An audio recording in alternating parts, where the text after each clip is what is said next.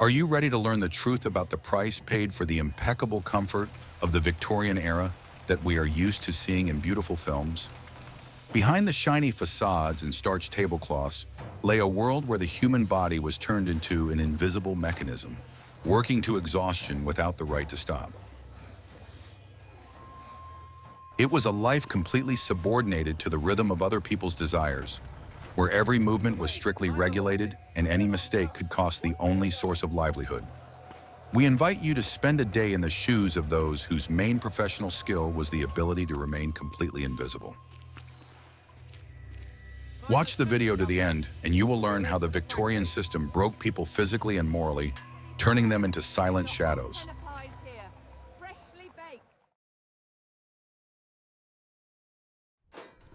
Want to know a secret that will change your perception of the comforts of the past? My morning begins long before the first rays of sunlight touch the roofs of the mansion, at a time when even the street birds are still asleep. The sharp ringing of a small alarm clock jerks my consciousness out of a short and restless sleep, making my heart beat faster for fear of oversleeping. The room under the roof is so cold that my breath instantly turns into a thick white cloud of steam. An involuntary groan escapes my lips as I have to throw off the thin, prickly blanket and put my bare feet on the icy wooden floor. The walls here are unlined, and the damp night wind blows mercilessly through the cracks in the tiles, chilling her to the bone. There is no fireplace here that could retain even a drop of evening warmth, so the temperature inside is almost the same as outside. The only source of light is a tiny candle stub, which must be cherished like the greatest treasure. With fingers trembling from the cold, I try to light the wick to dispel at least a little of the thick, oppressive darkness of the attic. The shadows from the flame dance across the low ceiling, creating the illusion that the room is shrinking, trying to crush its inhabitant. The water in the wash basin has formed a thin crust of ice overnight, which I have to break with my hand. Washing with ice-cold water is not invigorating, but causes physical pain, as if thousands of needles are piercing the skin of my face and hands. But this is a mandatory ritual, as a servant must look impeccably clean, regardless of the conditions in which he lives. Getting dressed becomes a difficult task when your fingers don't obey you and struggle to cope with numerous buttons and hooks. The uniform must fit perfectly, without a single crease betraying haste or carelessness.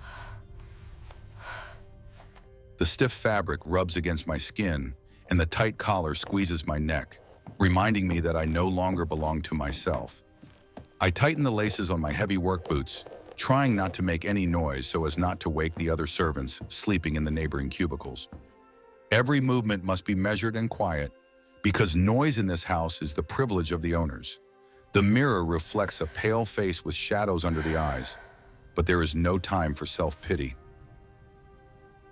I step out into the corridor, where there is absolute silence, broken only by the creaking of old floorboards underfoot.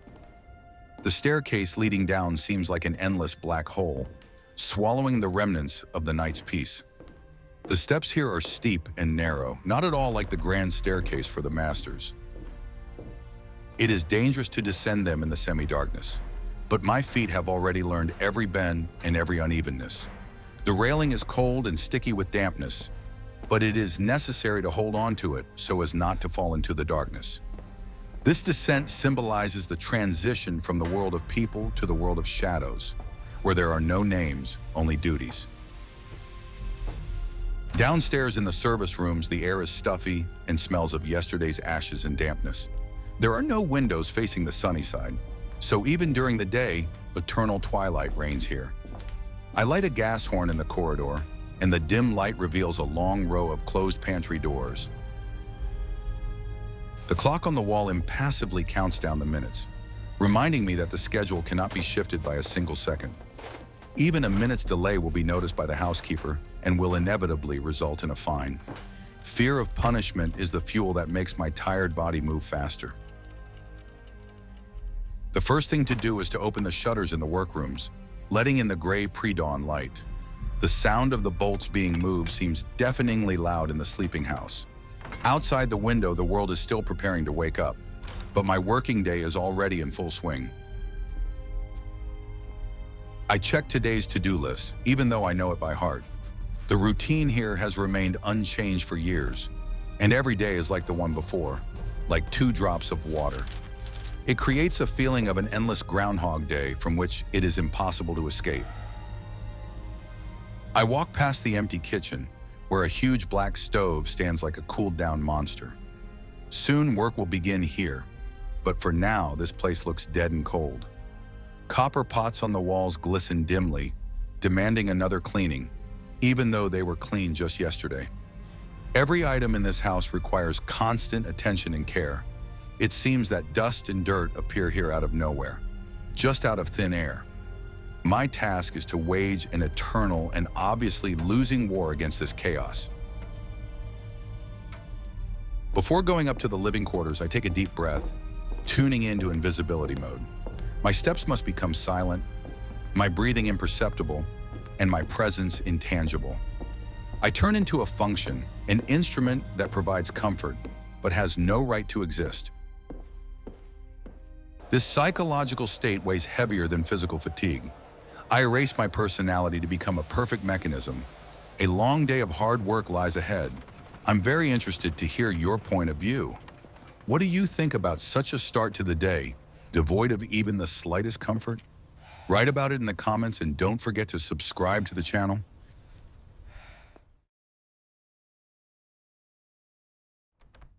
What if I told you that everything you believed in, looking at cozy fireplaces, is not true? The dirtiest and hardest work must be done before the first master opens his eyes. I enter the living room, carrying a heavy bucket with tools, brushes, and jars of black paste. The fireplace, which provided warmth and comfort last night, is now a cold pile of gray ashes and charred logs. The smell of cold smoke tickles my nose unpleasantly and settles in my throat, making me want to cough. But I can't cough because the sound could travel through the ventilation system and disturb the sleep upstairs. I spread a special coarse cloth in front of the fireplace so that not a single speck of dust falls on the expensive carpet. The first step is to clean out the ashes, which tend to scatter throughout the room at the slightest draft. I work with a dustpan with surgical precision, trying not to raise a cloud of gray dust. The ashes eat into the skin of my hands, get stuck under my fingernails, and settle on my face like a thin mask. Despite the cold in the room, sweat begins to run down my back from the tension. My knees ache from standing on the hard floor, but I cannot change my position until the work is finished. Each handful of ashes is a reminder of last night, in which I did not participate. Then the most exhausting part begins, blackening the grate with a special graphite compound. This paste is thick, greasy, and has a pungent chemical smell that makes my eyes water. I apply it to the cast iron grate and begin to scrub it with a stiff brush with frenzied force. The metal must not just turn black, it must shine like a black mirror. The monotonous back and forth movements of my arm cause a burning sensation in my shoulder and forearm muscles. It feels like my arm is about to fall off, but I can't stop until the result is perfect. Graphite dust gets everywhere, settling in the pores of my skin and turning my hands into black claws. I breathe through my mouth so as not to inhale the toxic suspension hanging in the air right in front of my face. Polishing requires enormous physical effort because cast iron is rough and difficult to work with. The calluses on my palms burn, and the old cracks on my fingers start to bleed again. But not a drop of blood should fall on the floor or on the tools. It is a silent battle between man and metal that takes place every morning. After the grate, it is the turn of the marble fireplace portal, which needs to be cleaned of soot. Marble is capricious and porous, easily absorbing dirt if it is not removed in time. I use another rag and a special solution, carefully wiping every inch of the cold stone. Any stain I leave behind will be noticed by the hostess at first glance. My knees are already numb, and I can hardly feel my legs below the thigh. But I have to get up early, as there are 3 more fireplaces in other rooms ahead of me. I gather my tools, fold up the dirty cloth, and check the results of my work. The fireplace looks as if it has never been used, perfectly clean, black and shiny. It is an illusion of newness that we create every morning, erasing the traces of life. I move on to the library where the same cooled-down firebox awaits me. And again, spread out the cloth, rake out the ashes, apply the paste, scrub until I'm exhausted. The routine consumes my thoughts, leaving only a mechanical count of actions. The fireplace in the library is larger, and the grate has a complex pattern with many curls. Scraping the paste out of these recesses is pure torture for my fingers and my patience. The brush slips, scraping the skin off my knuckles, but I just grit my teeth. Pain is an unaffordable luxury that I don't have time to pay attention to. I work with both hands trying to speed up the process as time is running out. The hands of the clock seem to be chasing me, threatening to disrupt my entire morning schedule. When the last fireplace is cleaned, I feel like a miner coming up from the pit. My face is covered with soot stains, and my uniform needs to be brushed immediately. But there is no time to rest. I have to remove all traces of cleaning before the first residents arrive. I carry buckets of heavy ash to the backyard, breathing in the fresh morning air. This is the only moment when I can see the sky beginning to lighten. Returning to the house, I wash my hands thoroughly with ice-cold water, trying to wash off the ingrained graphite. My skin has become rough and coarse, like sandpaper, from constant contact with chemicals and ash. I examine myself in a small mirror in the hallway, wiping a stain from my cheek. I must become immaculate and clean again, as if this dirty work had never happened. And this is only the beginning, because soon the house will wake up and need warmth. The perfect fire is also an art that requires knowledge and experience. Have you ever wondered why there were never any dirty coal marks in old houses? In the next chapter, you will learn how the architecture of the house helped us remain invisible.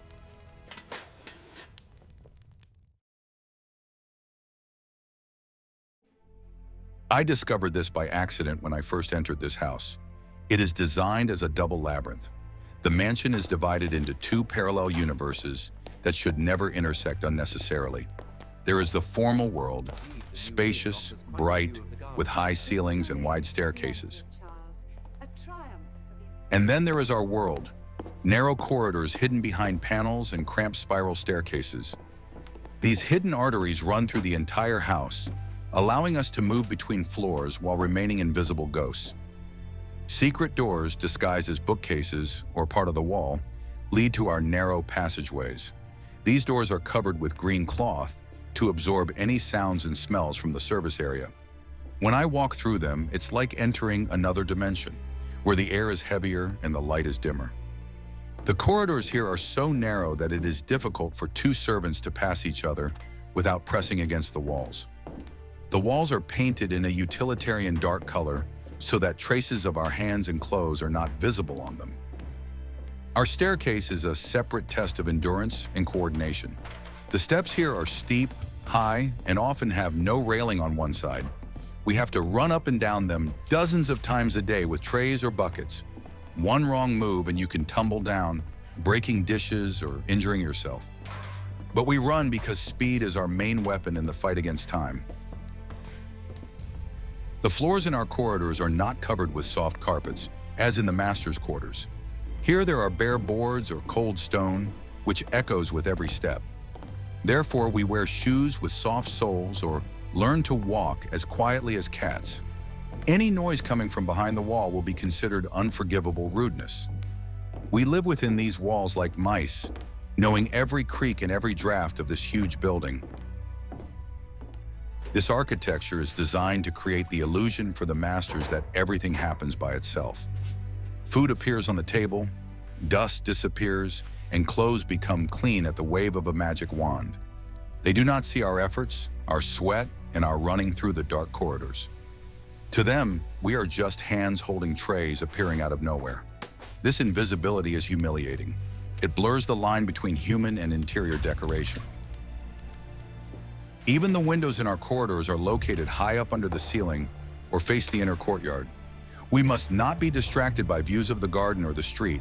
Our gaze must be focused solely on our work. This creates a feeling of complete isolation from the outside world, as if we were locked in a stone box. We can only determine the season and the weather by how cold the drafts are. A system of bells runs through these walls with copper wires, connecting each room to our territory. When the cord is pulled in the living room, a bell rings in the basement, and this sound triggers a chain reaction in our corridors. We are obliged to appear instantly, as if materializing out of thin air.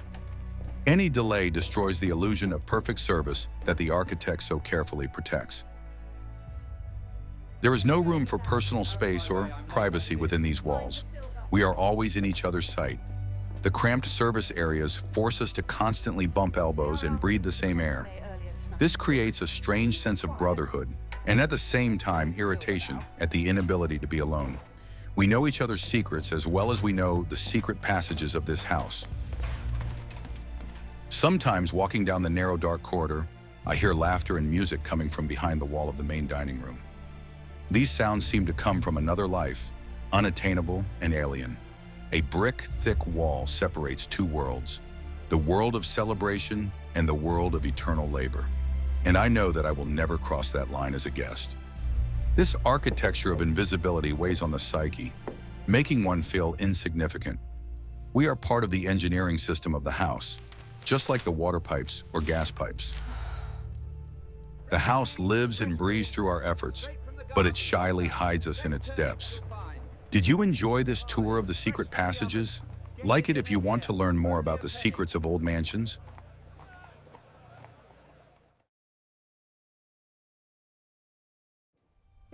Guess what happened next, when the fireplaces were cleaned and the house was still asleep? The most physically demanding part of the morning began, delivering hot water to the master's bedrooms. There is no plumbing on the upper floors, and every drop of water must be carried there by hand. Huge kettles are already boiling on the stove in the kitchen, emitting clouds of steam. I take 2 large copper canisters, each holding a bucket of boiling water. The handles of the canisters cut into my palms, even though I wrap them in rags. The weight of the water pulls my arms down, making my shoulders ache from the very first steps. I have to climb to the 2nd and 3rd floors via that same steep service staircase. I walk, balancing so as not to spill boiling water on myself or on the steps. Steam from the water obscures my eyes, and the hot metal burns my leg through my pants with every step. The climb seems like an endless ascent up a mountain with a load that exceeds reasonable limits. My heart is pounding in my throat, my breathing is uneven, but I can't stop on the landings. The water must be hot when it reaches the master's wash basin. Cooled water is a sign of negligence and a reason for a serious reprimand. I count the steps to distract myself from the burning pain in my back muscles. When I reach the right floor, I have to change my gait and facial expression. I have to calm my heavy, ragged breathing for a second before knocking on the door. I put down the canisters, wipe the sweat from my forehead, and straighten my uniform. I have to enter the bedroom quietly, placing the jug of water on the wash basin without making a sound. This requires enormous effort when my hands are shaking from overexertion. After one bedroom, I have to run downstairs for a new batch of boiling water for the next one. And so it goes. 5, 6, 7 times in a row, up and down, up and down. My legs feel like lead, and my calves burn from the constant strain. By the end of this marathon, I feel like a squeezed lemon, but the day is just beginning. Water is needed not only for washing, but also for filling portable bathtubs. This means even more trips, even more weight, even more pain. A bathtub requires dozens of buckets, and we carry them in a chain, passing them to each other. It is a conveyor belt of living people, pumping tons of water with their backs. No one complains. All you can hear is heavy breathing and the shuffling of feet. The used, dirty water has to be carried away in the same way, by hand. Buckets of soapy water are even heavier and more awkward, and they tend to spill. The fear of spilling dirty water on the carpet in the hallway forces us to walk slowly and tensely. Every liter of water in this house is paid for with my sweat and worn-out vertebrae. This work deforms the body. The back becomes hunched, the arms lengthen, the fingers become gnarled. By the age of 30, many servants suffer from chronic pain and cannot straighten their backs. But while we are young, we carry this water, gritting our teeth. It is an endless cycle of liquid that does not stop for a single day. Water, a symbol of purity and life, becomes a symbol of hard labor for us. We hate these copper jugs, which shine so beautifully and weigh so much. But without us, this luxurious house would turn into a dirty cave. How many liters of water do you think one servant carried per day? In the next chapter, you will learn about what happened in the dirtiest part of the house, the dishwashing room.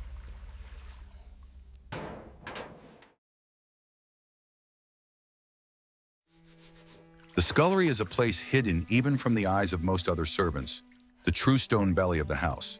There are no windows here, only the dim light of a gas horn hissing in the humid air. The walls are covered with sweat, and the floor is always wet and slippery with grease and water. My job here is to wash the endless mountains of dishes that come from the kitchen. The water in the huge stone sinks is scalding hot because grease won't wash off in cold water. They don't use soft sponges here. My main tools are a stiff brush, sand, and baking soda. The chemicals eat away at the skin on my hands, turning it into a red, inflamed mess. No gloves are provided, and by the end of the day, my hands are covered with cracks that sting from the soap. My nails become soft and brittle from constant exposure to hot water. I scrub plates and pots, unable to feel my fingertips due to pain and numbness. The mountains of dirty dishes grow faster than I can wash them. Pots with burnt porridge, baking sheets with hardened grease, delicate porcelain that requires care. Each item requires its own approach, but the speed must be equally high. The steam is so thick that it is difficult to breathe, and clothes instantly become damp and sticky.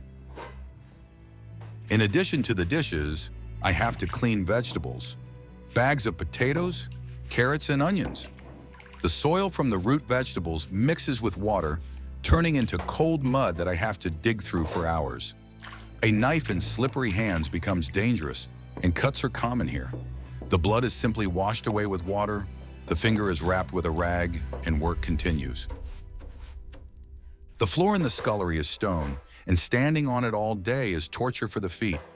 The cold from the stone penetrates through the soles of the feet, causing aching joints and colds.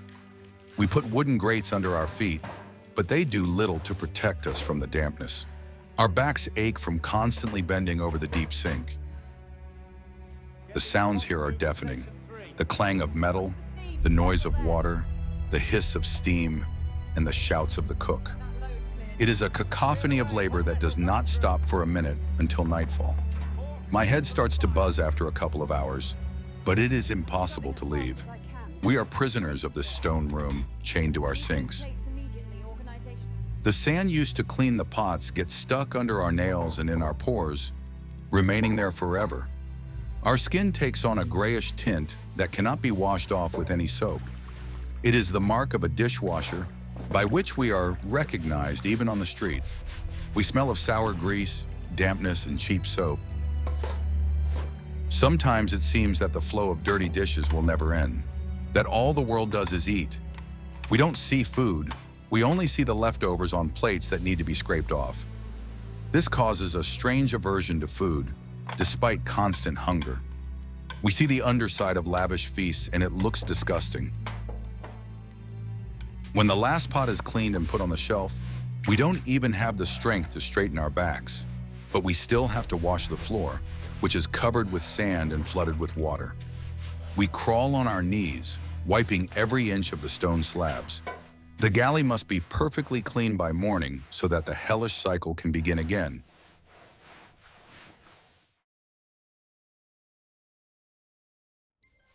Want to know a secret that will change your attitude toward silverware?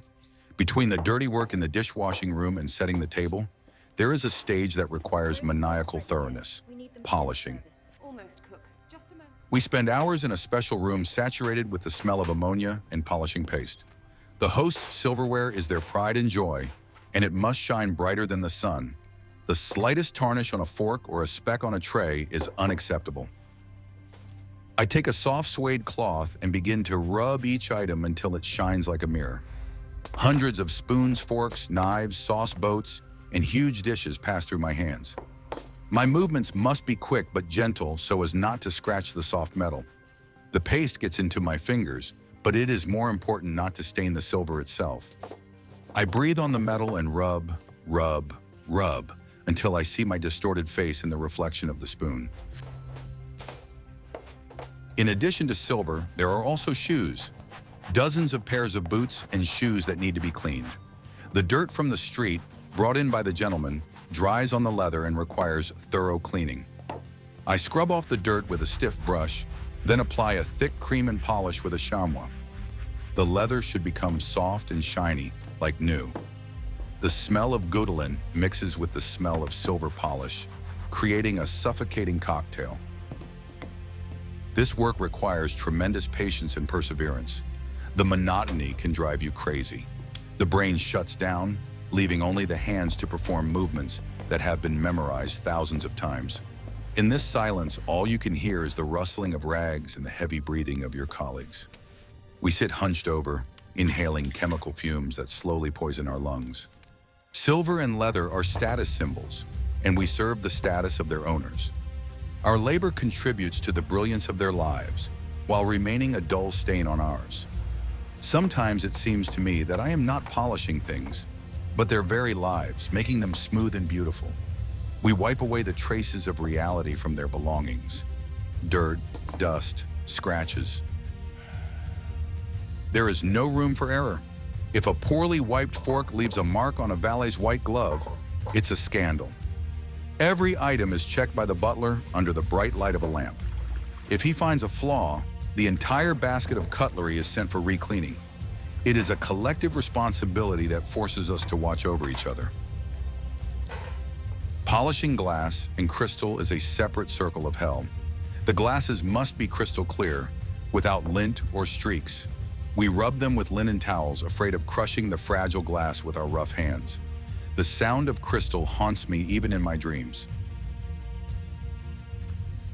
By evening, my hands are cramping from the constant strain of fine motor skills. My fingers freeze in a position that is convenient for holding a rag. I look at my reflection in a silver tray and see a stranger, a ghost who lives only so that others can see their beautiful reflection. This shine is a deception, hiding hours of dull, mechanical work.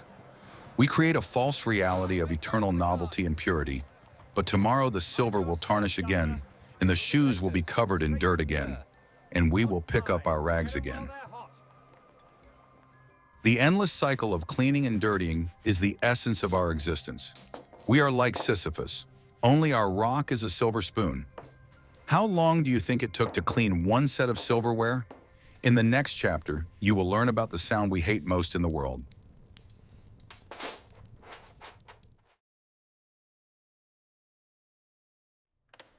In the hallway of the service floor hangs a board with a row of numbered bells, each labeled with the name of a room. This is our altar and our cursed control machine. When the bell starts to jingle and ring, everything inside me tightens with tension.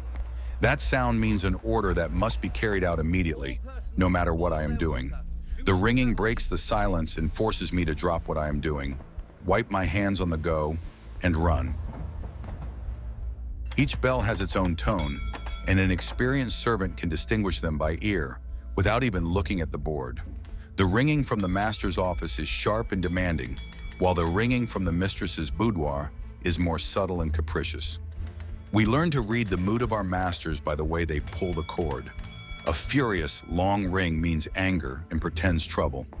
A timid ring is a rare occurrence, usually signifying a request rather than an order. When the bell rings, I must instantly pull myself together, adjust my waistcoat, smooth my hair. I run up the stairs, skipping steps so as not to keep them waiting. My breathing must return to normal in the few seconds I stand in front of the door before entering. Entering out of breath is unprofessional and offensive to my employers. I knock, enter, and freeze in a bow, awaiting instructions. Often the orders are absurd or petty. Bring a book that is 2 steps away, adjust the curtain, or throw some coal on the fire.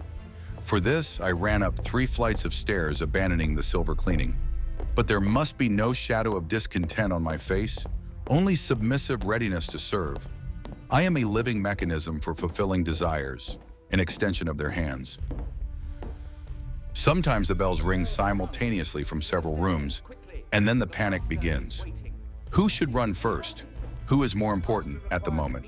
The butler distributes us like a commander distributes soldiers, but the fear of not being in time is always with us. The board with bells never sleeps. It watches us with its copper eyes. Even when there is no call, we subconsciously wait for it, straining our ears. This sound haunts me even in my rare hours of rest. I dream that the bell is ringing, and I wake up in a cold sweat, ready to run. It is a conditioned reflex, developed over years of training, like Pavlov's dog. My will is completely subjugated to this piece of metal on a spring. The worst are the nighttime calls when the house is asleep. They sound especially loud and ominous in the silence. You have to get up, put on your clothes, and go into the darkness, wondering what has happened. It could be illness, a whim, or simply the owner's insomnia requiring hot milk. We have no right to uninterrupted sleep. We are always on duty. The call system deprives us of the right to dispose of our time and bodies. We cannot plan our work because any plan can be ruined by a call. We live in a state of constant anticipation and reaction to external stimuli. This destroys the nervous system, making us jumpy and anxious. The sight of the board with bells evokes a mixture of hatred and fear. It is a symbol of our lack of freedom, nailed to the wall. When the bells are silent, it is not peace, but the calm before the storm. We listen to the silence, fearing that it is about to be broken by a metallic clang. We are slaves to these copper tongues swinging on springs. Our whole life hangs on these wires, stretched through the walls of the house. And when the bell finally falls silent, the echo of its ringing continues to vibrate in our heads for a long time. The laundry room is a realm of steam, boiling water, and heavy wet cloth, where the air is so thick you could cut it with a knife. It is always tropically hot here from the boilers in which the laundry is boiled. Sweat pours down, mixing with the condensation on the walls and clothes. My hands, already wounded from washing dishes and working in the kitchen, are exposed to lye and boiling water here. We wash sheets, tablecloths, shirts, and underwear by hand in huge wooden vats. The weight of a wet sheet is incredible when you have to pull it out of boiling water and wring it out. The muscles in my back and shoulders burn with tension as I wring out the fabric. Every stain must be removed. Every item must be dazzlingly white. We rub the fabric against rib boards until the skin on our knuckles is worn away. It is a never-ending battle with dirt that requires brute physical strength. Then it's time for the roller and irons. Dangerous and heavy tools. Cast iron irons are heated on the stove, and you have to be able to determine their temperature by holding them to your cheek. Burns are a constant companion of a laundress, and everyone has scars from irons. We iron kilometers of fabric, smoothing out every fold and every wrinkle. Standing at the ironing board for hours in the heat means experiencing dizziness and nausea. A huge mechanical roller for sheets, called a mangle, requires caution and strength. It takes two people to turn its heavy handle, passing the laundry between the rollers. One wrong move and your fingers can get caught in the mechanism, leading to a terrible injury. Fear of the machine mixes with fatigue, dulling your attention. The laundry room has a distinctive smell: boiled soap, dampness, hot metal, and human sweat. It is impossible to get rid of this smell. It permeates your hair and skin. We breathe in chemical fumes that make our throats tickle and our eyes water. Our lungs fill with moisture, causing a constant cough. The laundry must not only be clean, it must be starched and crisp. Starching is a science in itself, requiring precision in proportions. If the master's collar is not stiff enough, the laundress will be blamed. We create this artificial stiffness that the gentleman likes so much. Time flows slowly and viscously in the laundry room, like soap suds. There are almost no windows here, and we cannot see the change from day to night. Only the mountains of laundry serve as clocks. When one mountain disappears, another appears. It is a conveyor belt of cleanliness, powered by human fuel. By evening, our hands are so swollen that we cannot make a fist. Our feet are swollen and feel like logs. but the laundry must be folded into perfect piles and distributed to the rooms. The smell of freshness that the owners love so much smells like pain to us. We are the invisible ones who maintain this cult of cleanliness. Our sacrifice is our health, left behind in clouds of steam. White sheets are the flags of our surrender to endless labor.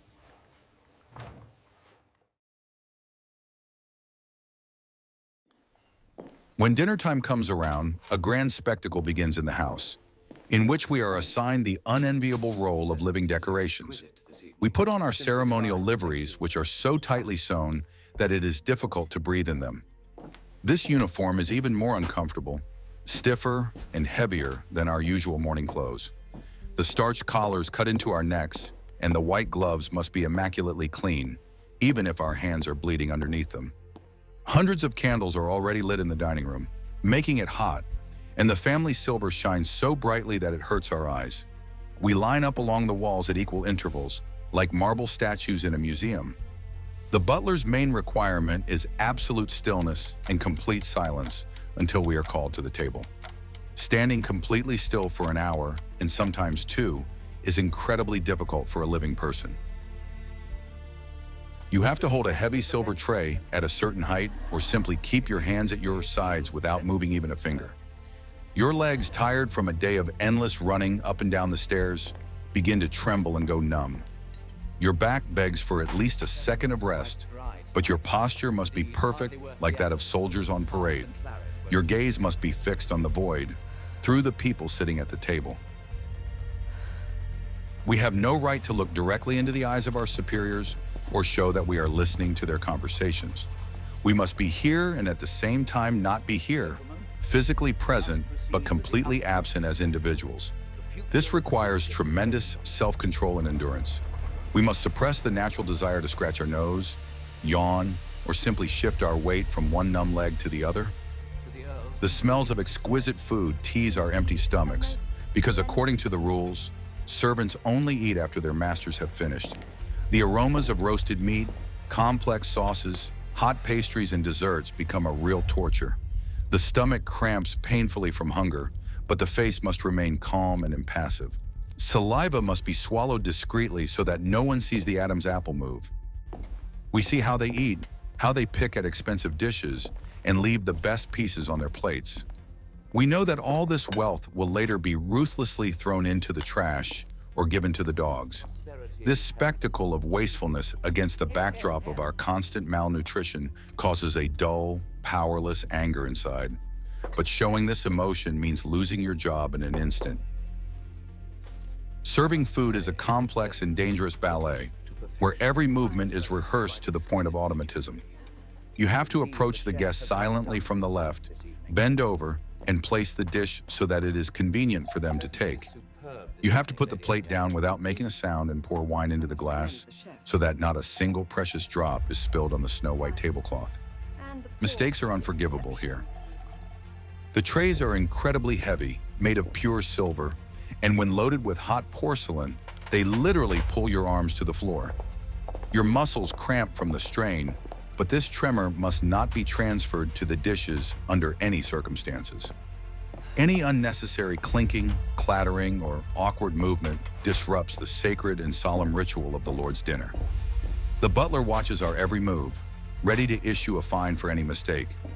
We circle around the huge table like silent, invisible spirits, anticipating the slightest desires of the guests. An empty glass must be filled instantly, even before the guest wants to drink.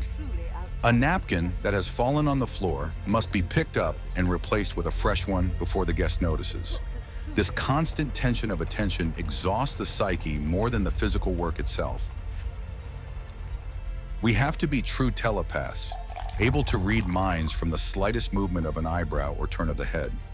Conversations at the table sometimes concern us, but they refer to us exclusively in the third person, as if we were pieces of furniture. Serve, take away. This wine is too warm. That's all the attention we get for the whole evening. We are not people with names and destinies. We are simply functions that provide comfort. Listening to their petty problems, dirty gossip, and loud laughter while remaining a mute statue is a severe test of human pride. Sometimes, standing by the wall in the dim light, I fall into a strange trance to somehow disconnect from the wild pain in my legs. I stare at the flickering candle flame and try not to think about how many more courses are left before the end. Time stretches into viscous rubber, and every minute feels like an hour. Dinner can go on forever if the guests are having fun and decide to stick around for wine. When the meal finally ends and the gentlemen move to the living room or smoking room, a new phase of work begins for us.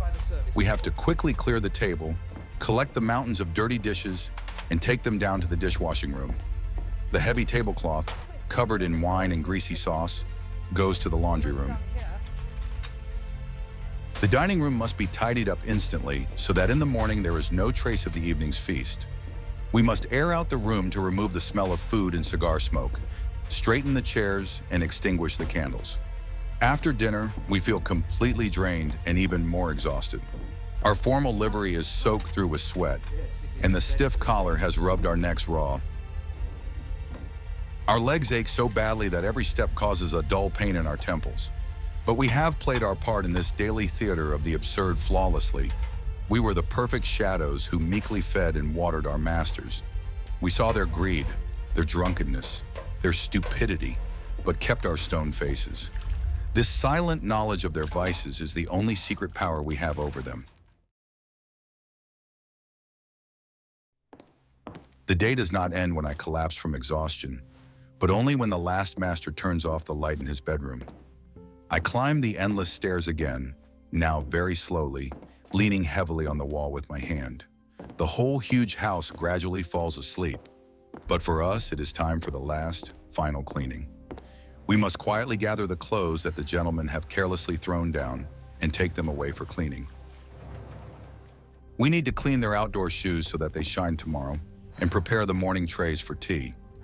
My movements become sluggish, as if I were moving through water, and my thoughts are confused from extreme fatigue. Every action requires an effort of will because my body refuses to obey. Finally, having finished all my tasks, I climb up to my attic under the roof. I enter the same cold, tiny room where this endless day began. Taking off my tight, sweaty uniform, I feel physical relief, as if I were shedding a second foreign skin. My body aches, every muscle and joint reminding me of the thousands of movements I made today. I look at my hands by the light of a candle stub and don't recognize them. They are red, swollen from water and cold, with ingrained black rims of dirt under my nails that cannot be washed off. These are the hands of a very old man, mistakenly attached to the body of a young man. I only have a few hours to sleep, 5 or 6 if I'm very lucky. I fall onto the hard, lumpy bed, not even feeling the cold in the room, because my exhaustion is stronger than the cold. Thoughts of tomorrow bring quiet horror and longing. Everything will happen again, down to the minute, in the same sequence, with the same pain in my back. There is no hope for change, no days off, no end to this vicious circle. In the complete darkness of the cramped attic, I can hear the breathing of the other servants sleeping on the neighboring bunks. It is as heavy, hoarse, and intermittent as mine. We lie here like soldiers in barracks after a hard battle. Only our battle never ends in victory or peace. Dreams come rarely. More often, it is just a black, deep fall into nothingness without dreams. My exhausted body tries desperately to regain at least some strength during this short time. I lie with my eyes open and think about how my life is passing me by. While I polish other people's silver and clean other people's boots, my time slips away like water through sand. I hardly ever see the sun. I don't see the city where I live. I don't have the opportunity to start a family. I am a ghost in someone else's rich castle, necessary for work but invisible to people. This thought tastes more bitter than the cheapest tobacco. Tomorrow the bell or alarm clock will ring piercingly again, and I will get up again in the pre-dawn darkness. Again there will be ice-cold water in the basin, heavy buckets of coal, and those endless steps up and down. I feel like a small, replaceable part of a huge machine that cannot be stopped. And as long as I work and remain silent, this machine functions flawlessly, providing comfort to others.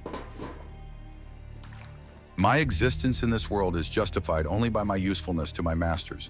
If I get sick, injured, or simply grow old, I will be thrown out onto the street like a broken thing. This animal fear of poverty forces me to conserve my strength, but it is dwindling with each passing day. I close my eyes trying to catch these precious moments of peace and quiet. Night is the only time of day when I belong to myself. In these short hours, I become a person with thoughts and feelings again, rather than a servant with duties. I remember my real name, which I so rarely hear during the day. The silence of the cold attic is my only true friend. I fall asleep with one thought.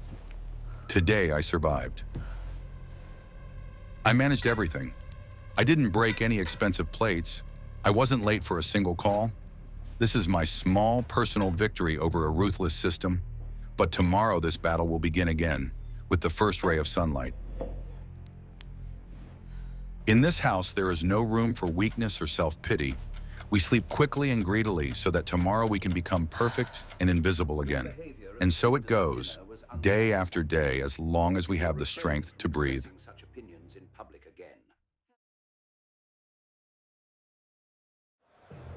We have walked this path together, from the icy dawn to the exhausting night, seeing the underside of a luxurious life. Now you know that behind the glitter of crystal and the whiteness of tablecloths lay titanic, invisible, and often thankless labor. It was a system that squeezed people dry, giving them only a roof over their heads and meager food in return. The story of servants is a story of silent survival in a golden cage. Do you think you could endure even one day in such a rhythm while maintaining your sanity and health? Suggest topics for future videos in the comments, telling us which profession from the past you would like to learn the whole truth about. And don't forget to subscribe to our channel so you don't miss new dives into real history.